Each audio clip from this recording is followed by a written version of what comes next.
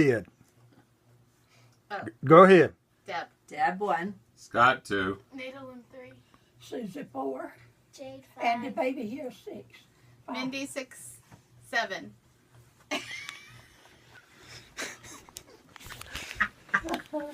The baby here 6. 7, whatever it is. He's turning this over to professors. Oh yeah, we got to get it right there first. This is the best side of him for the speech. That's the best item. Did you get the baby on it? Yes. Okay, shh, we're starting for real now. A common representation of our U.S.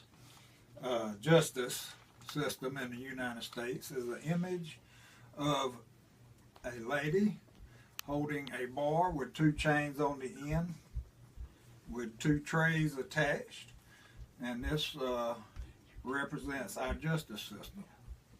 You might see this image at a courthouse or a lawyer's office. This is a symbol of our justice system, that justice is blind and that the evidence is weighed to deliver a verdict that is fair to the defendant as well as to the victim. Homicides are a common occurrence in this country, and we see this every day on the evening newscast. And that each new report begs the question, what are we to do with these individuals who murder other people in this country?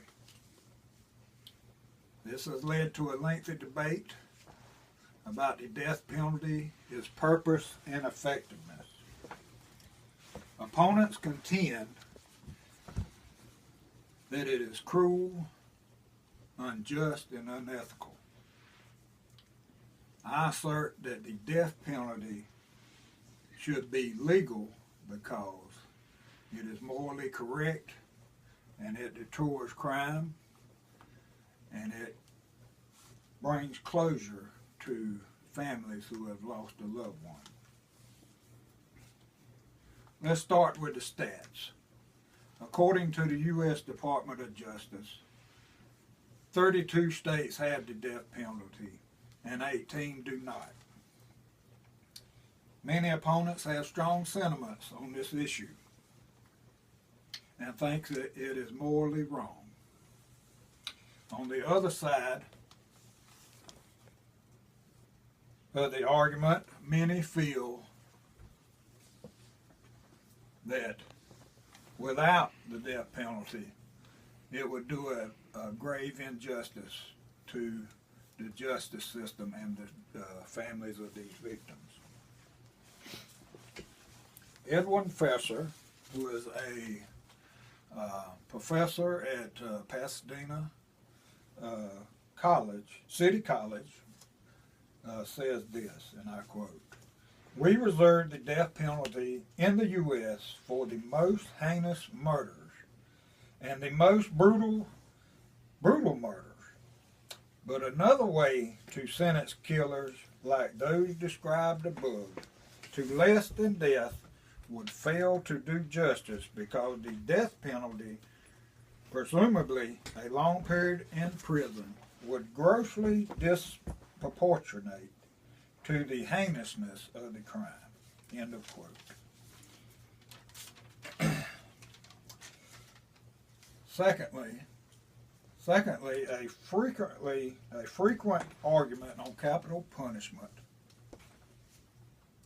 is the deterrent effects of future crimes. Opponents on the death penalty do not believe it does. However, proponents feel that it is necessary. In a book entitled "Is Capital Punishment Morally Required?"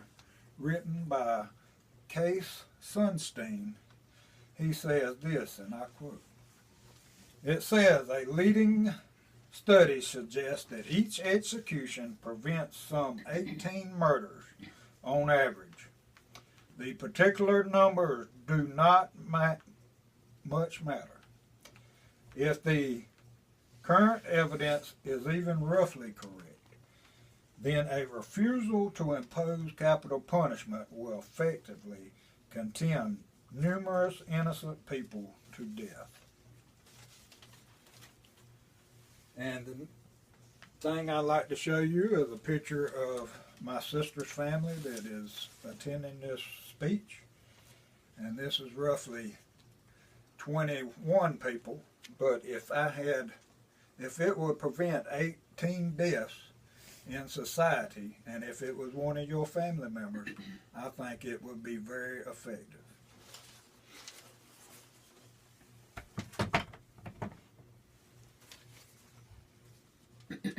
The victims of homicide include more than just the person whose life was taken. It also includes the family of the victim. In many ways, the ones who suffer the most are the ones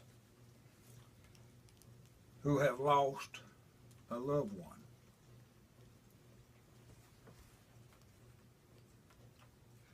As the families go to these trials, they relive the moment in which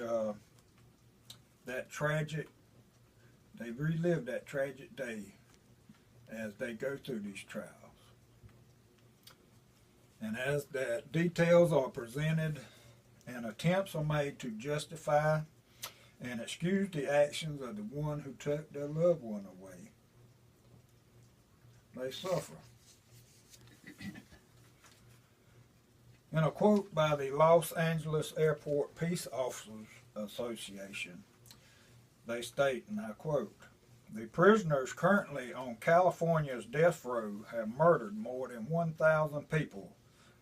Of those, 229 were children, 43 were peace officers, and 294 of the victims were sexually assaulted and tortured.